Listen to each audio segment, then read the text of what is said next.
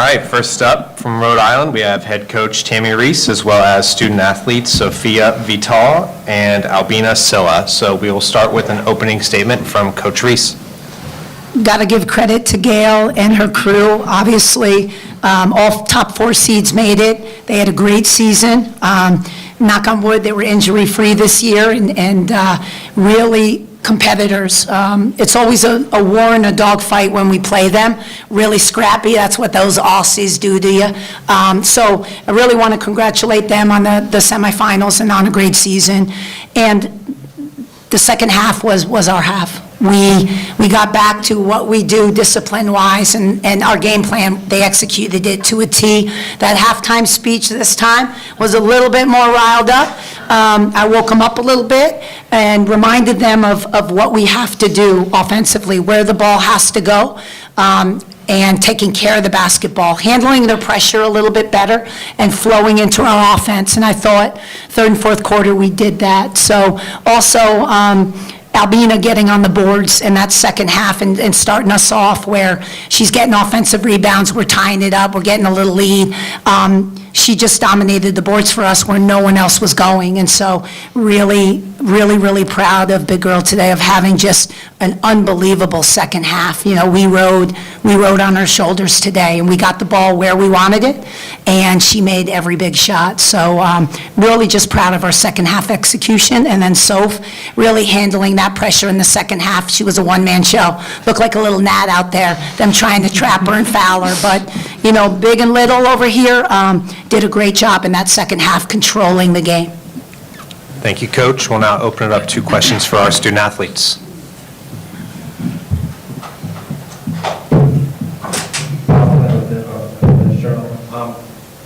When you picked the third foul in the third quarter, it seemed like it really motivated you even more. I think you had 12 points in the game up until then, and you ended up 10 more. How did that fuel you at the beginning there?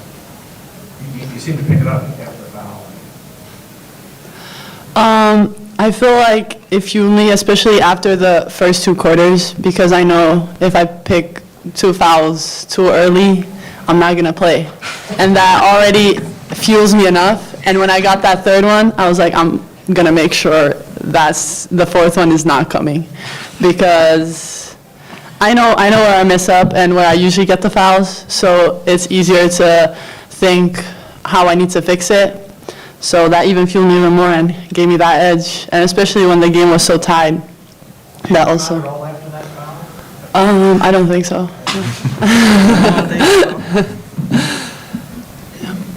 We'll go to the back of the room there. Michael Petrowski, good Bison Cigar. So you just seem to unlock a new level in the past 2 games in the third quarter. What is it about coming out of halftime that just allows you to unlock this level of play that keeps you guys in and then eventually leading these games? Just having confidence in my team. I feel like I'm really confident with everybody else, that I feel like it's time to be confident for myself too. And that's when you just get to turn it on and keep playing as hard as you can. Yeah. We'll go to Natalie. Natalie Hubbard, Midnight Basketball. You know, for either or both of you, what was kind of the discussions you were having, especially in the fourth quarter as you started to build that lead, just build the lead? I think, like, even throughout the game, like, we were telling each other it's one play at a time. Like, we knew it was going to be a tough and close game, and we knew we had to be the more physical team. That's what Coach was screaming at us at halftime about. So we just kept telling each other one play at a time, and let's try to get good shots and take care of the ball and try to stack stops.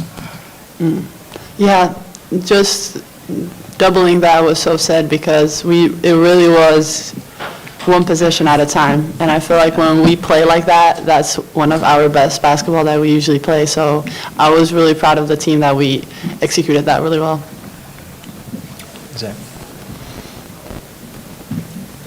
Lady Zach Weiss, Atlantic10.com.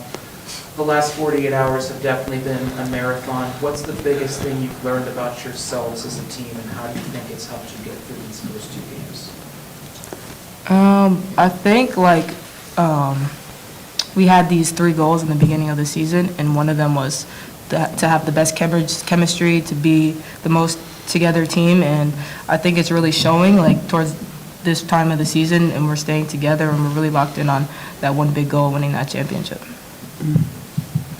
Especially having less and less time to prepare for games, I feel like that really comes to show how dedicated everybody is to that final goal and fulfilling those goals. Sophia, you had big shots again today. What do you think about this tournament for being in those situations that it seems to come easily? And you won it.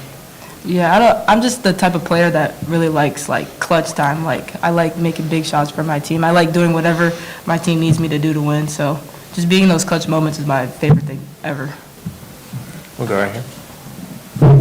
Charlie Adams, Good 5 Cent Cigar. For both of you, just the Rhode Island crowd behind your bench was active the whole game, and especially in the third quarter for you, Scylla, hyping up the crowd after your run. Just talk about the impact they had in making the trip down. I mean, I've said this the whole season. We love our fans. This, especially, they're always, but especially this season, you see people come to our games away. And the amount of fans that came all the way here to Virginia, because it's not a short flight.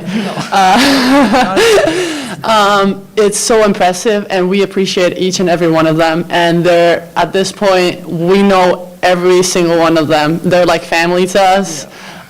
They're like my parents and my aunts and uncles from America. So it's just amazing. It gives you so much more energy, especially in those times where you've played for so long and then you need that extra energy. They just give that, and I'm really happy about them and really proud of them. Well, my time is seeing scores. I want to ask both of you about the defense in the second half, right? We know what you guys can do offensively. We've seen that this season, but really your defense really turned on in the second half. Talk about that mentality and how that got you guys to take that control of this game. Yeah, I think Coach at halftime really got on us about, she's basically calling us soft. We need to be more physical. So we took that as motivation, and we really went out there and tried to take away what they really like to do, which is shoot the 3. And I think we did a really good job in the second half compared to the first. I feel like we know what we can do on defense, and we have the hype, we have the physicality. It's just executing the plan. And I feel like when we started executing the plan that the coaches made, which was great because when we actually started doing it, it worked so well. It's just that part. But actually being serious, it's just when we really lock in, it's amazing what we can do as a team. When it's not just one person defending one person, it's the whole team defending together. We have time for one more question for our players.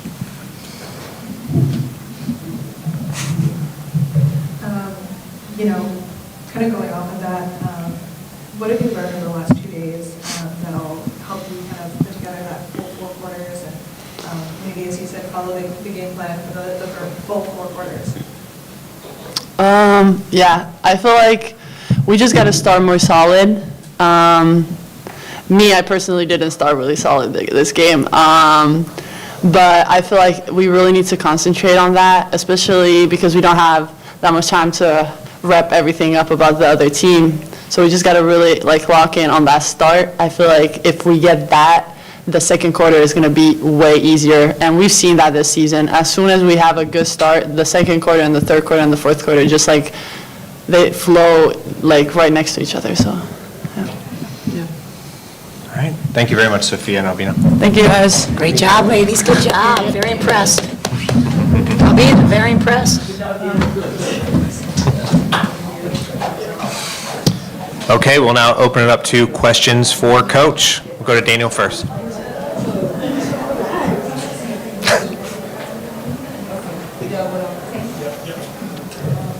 Frank Domain to talk. Coach, moving into the third quarter, you guys had consecutive field goal droughts that amounted to over 11 minutes. From the field combined, Vital, Roz, Harris, and Greg were 3 of 24 from the field together at that point. And then from then on, you outscored Davidson 26 to 13. What flipped for you guys midway through the third? You know, again, the versatility of our team and our players is they're very unselfish. So if certain kids aren't feeling it, if it's just not their night, and there's another one that is, and they know where we need to get the ball, and where do you think we needed to get the ball to tonight? It was very obvious. They got the ball there. When it comes to winning time, it's not, they also have a very high IQ. So when they say execute the game plan, it's not always going to be your night, unfortunately, as a player some nights, but someone else may be having that night. So, and we'll ride that. It's just, as a coach, it's heaven when you have like 6 or 7 of them. That could be the go-to. When you only have 1 or 2 and they're having a bad night, my probability is, oh God, what are we going to do? You got to settle for the 6 for 24 or whatever it is. Tonight, we had 2 kids that could make some big shots, and we knew where the ball. That's execution. That's just high basketball IQ. So it's all right. The other ones had a drought. Tomorrow's game, it may be 2 new players. You have no idea with this team. That's what's made us good all year long. It's not 1 or 2 or 3 that dominate. We are a true team, and we rely on the whole. And so today, it was Bina's night. It was Bina's night today. You can pass it back there, please. Coach, I want to ask you about the poise of this team. In the second half, you can see the body language, right? Every dead ball, right? We saw them huddling together. We saw the focus on their face. What did you say to them at halftime to kind of have them channel your mentality here in the second half? I walked in the locker room and I said, are you awake now? Did they get your attention now? Because they're outplaying y'all. We're soft and they're tougher. And one of the big things was toughness. You know this team punches in the mouth. Either them or St. Joe's, didn't matter who you're playing. They're hard-nosed kids. And so I had to wake them up a little bit. And that's the good thing about this team is they know we love them as a coaching staff, and I mean love them. And the second thing is they're coachable. So when I get in them, they take it. And they don't hear how it's said. They just go, yes, coach, let's go do it. And so that's what's made us successful. So the message was pretty stern, but positive, you know? But I had to wake them up a little bit because, again, discipline-wise, we were doing nothing correctly on both ends of the floor. We just weren't executing our game plan. And so, you know, they had 20 minutes to fix it. But as a coach, that's what you got to do. You got to do something. And I walked in there and I got in them a little bit. So, and they responded really, really well. I knew we were good in the second half when Sophie Vitale, I screamed at her and she was in a huddle. She looked at me and she said, I got it, and waved me off. She waved me off. I said, oh, dang, all right, we good. And she had it. She took over. And so that's the confidence. That's what you hope you have at the end of games, where they're not looking at you like, coach saved me. They got that blank look. She waved me off. I knew we were good in the fourth quarter. We were good. We'll go second row here. We'll go him first and then him. Yeah. Getting back to Albina, did you ever think to pull her when she got those 3 fouls? No, you don't even have to continue, no. She was the only one that was offensive rebounding. She was the only one that's scoring. We had a game plan. If they went small and they brought 17 in for 10 or 26, and we had a lead, we were going to go small and match it so we could switch everything. And she was just so dominant that I looked at her, I said, B, you can guard the 3? She goes, Coach, she won't get the 3. Keep me in. And I kept her in, but she was the only one. My staff gave me the suggestion, which is a good staff should, T, they went small, let's go small, get B now. She's got 3 fouls. And I said, we can't. We just can't. We got to get the ball to the block. She is killing it. And sometimes you got to ride that hot player. Listen, we can overcoach sometimes. I wasn't going to overcoach. I was keeping B in. And I trusted her. That she wasn't going to foul and she was going to go straight up. And she went after some blocks too. She got them, but she went up high at the point of release and she didn't come down. And so, again, just really, really proud of her. Chris Powell, Couch Coach Live. Congratulations on the win, Coach. This is your second title appearance in 3 years. Going back to the 2024 title appearance, what's something that you learned from that experience that you're going to carry over to tomorrow's game? If it's Richmond, don't go zone. No, I'm just playing, I'm just playing. You know, I thought I tried to overcoach a little bit in our last game where, you know, try to get a little cute at times and just not stay with what got us there at times, you know, and it wasn't my players. They were a little tired. We had trouble scoring. But defensively, I think I could have been, our staff and myself could have been a little bit better. We got a little too cute with them, and they were really good that year. And so, you know, coming back into the final, you know, stick with what do you do? Like I tell them all the time, do what you do. Have discipline and do it. Don't overcoach. And so as a coaching staff, you know, we've got to stay true to who we are and what we do and stick with it and have belief that over 4 quarters it's going to work. Natalie?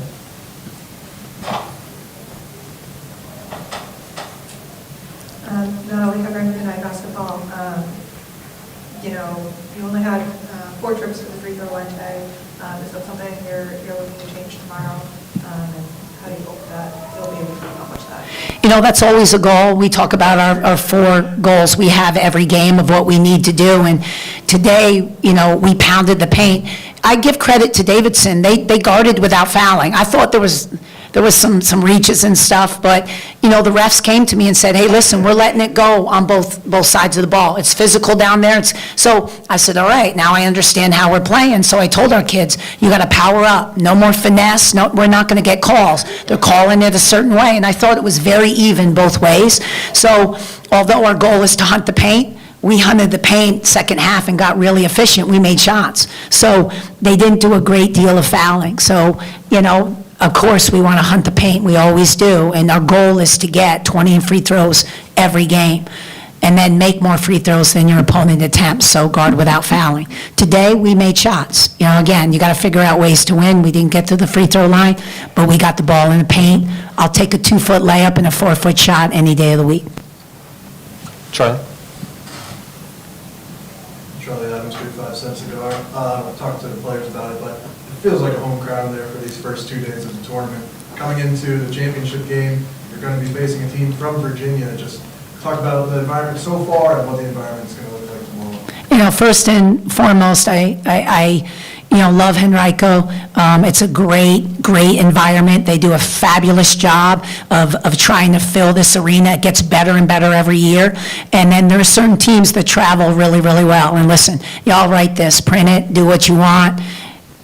I love our Rhode Nation. They travel well. And so, you know, I know the A-10's got to be proud that they see, and tomorrow we got more people coming down. They were just waiting for the championship game. So, you know, when you can fill, I hope we have enough seats for our people, but when you get a championship game filled, again, and you travel well, but we love our fans. They're ride or die. They've been with me for 7 years now. And again, everything we do, whether it be a radio show, whether it be whatever function, they're all there, and they support us. And that's the one thing I love most about URI is our fans and the support that they give our student athletes. So it may be a home crowd tomorrow, whoever it is. It's been that way every year if VCU or Mason or Richmond's in the final, but we'll have our contingency, and that's all we need. We need to see that Keeney Blue behind the bench cheering for us with the big fat heads. We'll be all right.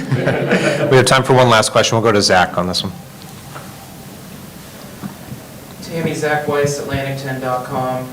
Winning time is the 4th quarter, and you held them without a basket for nearly without baskets for 6 minutes. Just defensively, how do you hang your hat with this group, and how much pride has this group learned to embrace the defensive end? First and foremost, that's my favorite outfit of the week, just so you know. Salmon looks good on you.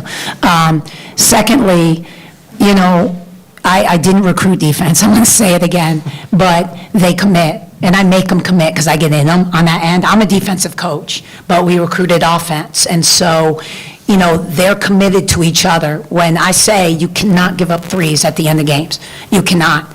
When we have a lead, you cannot foul. This is our game plan. This is what we do. They're committed and intelligent enough. They may not be the best on-ball defenders. They may not guard their yard the best, but they figure a way out as a whole and with our game plan.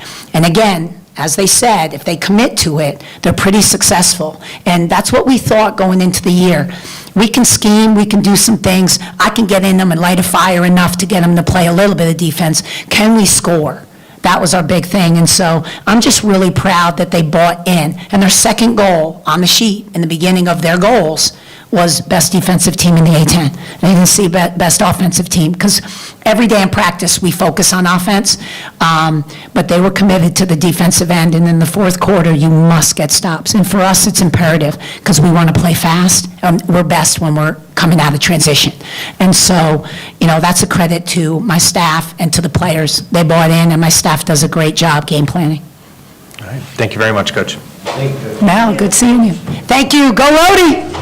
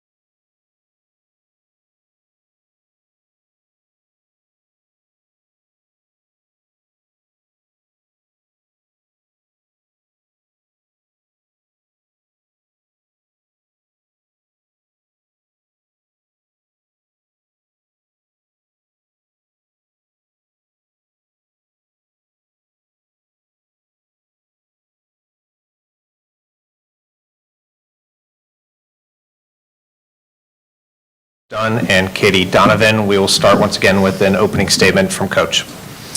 Today, obviously, we played a great first half. Thought the second half got away from us a little bit, rebounding-wise. And obviously, Sila, was able to really convert at a high rate down at the rim. Proud of how we came out, proud of the start that we had. Obviously, didn't quite get the shots that we maybe wanted as much, or didn't finish some of the shots that we could have, late in that game. But, I think that we had the ball in the right people's hands. We had the ball where we wanted it. And, I know that we'll be better for it moving forward. We'll now open it up to questions to our student athletes. We'll go to Natalie first. Right here now. Natalie, Rhode basketball. Can you just, either for both of you, talk about the growth your team has had this season, either from the summer or from the start of the season? I feel like our team has just been growing and getting better and better, and hopefully this isn't the end for us either. I feel like we had a great non-conference going into conference, and we've just been doing really well. But even compared to last year and the 3 years that I've been here, I just feel like we're getting better and better. This program just keeps growing, so yeah. Yeah, we have a really young team. We have 9 underclassmen, and they've shown that they can step up in really hard moments. Throughout the year, they've all improved, and I have so much faith in them when they come to the court to do the right thing, and I think we just keep getting better, and everyone's learning. Sir? Ladies and gentlemen, Atlantic10.com. What were you proudest of your team for doing today? I feel like just our fight, we never gave up, we never dropped our heads, we were fighting that whole game. We come together all the time. That's just the culture of our team, and no matter what happens, whether it's going well or bad, or if there's a mistake, we continually come together and we rely on each other, and we're positive for each other, and that's something I'm really proud of. I know you're hoping for more games to play, but so far, what's been your favorite memory of the season, either on or off the court?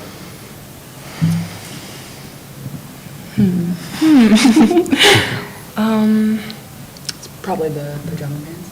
Oh, yeah. Yeah, one of the last practices we had before getting here, leading up to senior day, being the only senior, it was kind of a special day, but the coaches, I wear pajama pants all the time, so the coaches decided to dress like me for a practice, so they all rocked up in pajama pants, so yeah, I love that, that was funny. I feel like my favorite, I mean, it was just senior day. Senior day was so special for me, there were so many people that came out for me, so that's probably been the highlight for me. Not exactly basketball related, but when we played in Florida, we got to go to Disney, and I think we just had a whole day of bonding and getting to know each other, and I think things like that really solidify the way that we play, and it really bleeds into everything that we do. You can go ahead. Katie, can you just talk about Charlize's senior leadership this season, as the team's only senior? Yeah, I mean, Charlie has been an amazing senior for us. Like, it's a very hard role to be the one sole senior, and we've continually looked up to her. When we need a bucket, she's the one we'd go to. She's the one that takes the charge at the end of the game to make sure we make it through the next game. Like, Charlie is the one we go to for everything, and she did a great job this year. Thank you. Any other questions for our student athletes? Sure. One more. I asked Gail this question yesterday, but to ask both of you, what does the community that supports you, the wider Davidson community, mean? And what do you think that you mean to the wider Davidson community? I feel like our community is so special. I think that's like one of the things when I was coming to Davidson, everyone was like, it's such a special place, like it's so special, and it's kind of hard to put into words until you get there and you just feel it. But the community is huge. I mean, the people that come to our games, the people that support us, like, it really is what has made my experience so amazing, and I've just loved every single part of it. And for the second part of your question, I don't know. I mean, I feel like, especially with like the little kids, like I'd like to think that I'm a role model for them, which has been awesome. And I know we've had a lot of like younger kids and a lot of younger girls coming to our games, and just, yeah, trying to be a role model for them. And it benefits both of us. Like, it's great. I love it. Yeah, I remember we had a chat with someone at the start of the year, and we spoke about being role models, and I'd never considered myself to be a role model before. So I think it's kind of crazy now to see how much of an impact that I can have on the community and the people, and there's so many people that look up to us, and I just think that's such an insane thing to be able to do, especially at such a small school. And I just don't think the community understands how much they mean to the program and how much they help. Like, even the people that came out today, like, they were loud for us, they cheered for us the whole time. It really does, it does make a massive impact. Great. Thank you both. Thank you. Thank you. Good job. Good job, guys. Thanks.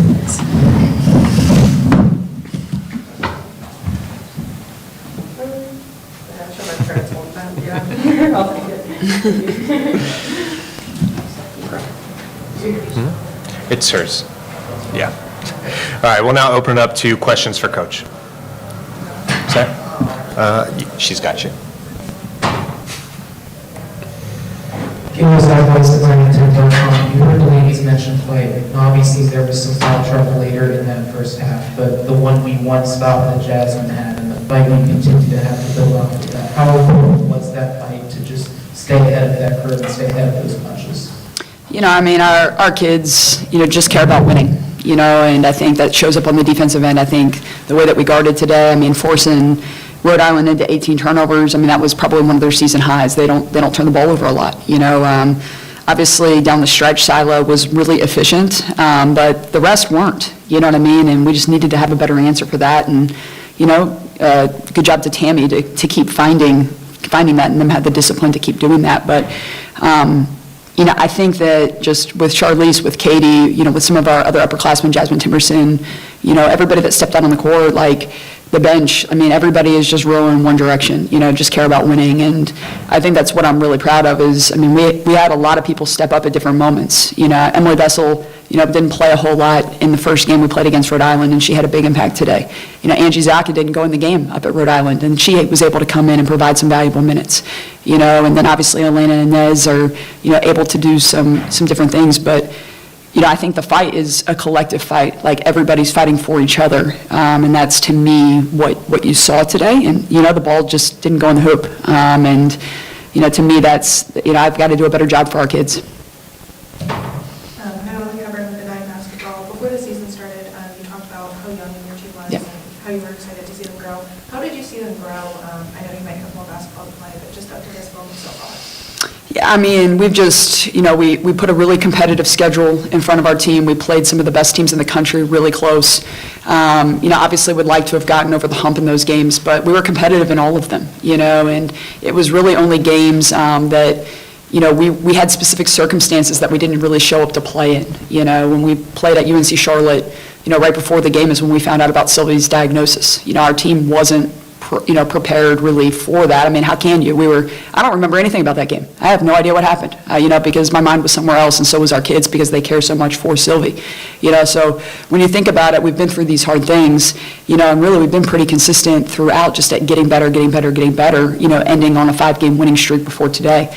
So I think that the growth that you're seeing is a group that really cares for each other, a group that wants to keep playing, and a group that loves Charlize Dunn. I think that's the other thing is that we've got a chance if we can get a postseason bid, which we would love to have, to be the winningest program in Davidson history, to have the most wins. So for us, that's, the next goal, right? The first goal was to play in the NCAA tournament. Obviously, we fell short, but now it's, hey, how can we, get to a next tournament, continue to make some strides, continue to grow, continue to get better. And I think with the youth in our program, you're going to see that. And with the leadership of Charlize, you're going to see a team that's really pumped up to play because that kid loves to play. I know we talked about this earlier in the season, but can you just, how has Charlize impacted the program overall, but especially this season? I think, she was obviously really talented when she arrived. It was obvious, very early on, just her talent. And I think early on in her career, maybe there was a reliance on the talent piece as opposed to all of the intangible piece. And that comes with a lot of young players, right? A lot of young talented players. But her growth to become the leader that she's become, her growth to become the person she's become. I mean, for those of you that don't know, she's like a preschool teacher. She did like a preschool internship, that type of thing. And every single one of those kids comes to watch every single game that she plays. And they actually went out with her on senior day.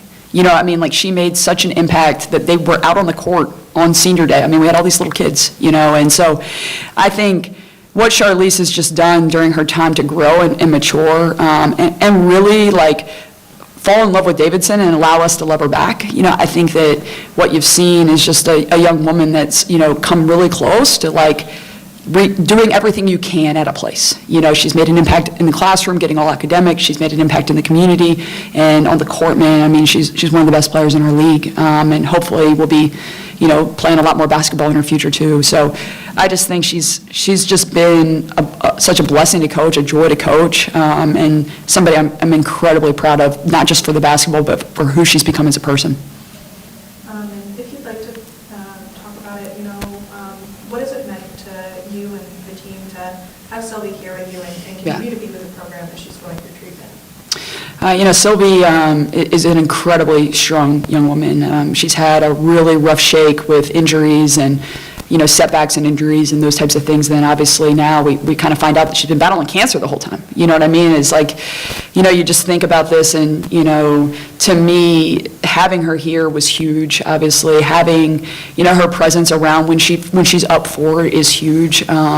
But, Sylvie really cares about these girls, and these girls really care about Sylvie. And I'll be honest, this has been a challenging thing because of how much we care. And to see one of your best friends go through something like that is really hard. And it's been something we've had to take time away from basketball to deal with. But I would say that just her strength and the way that she handles things, the way that she's just keeps fighting and, keeps coming around and kind of fights through those bad days, it's inspiring to all of us.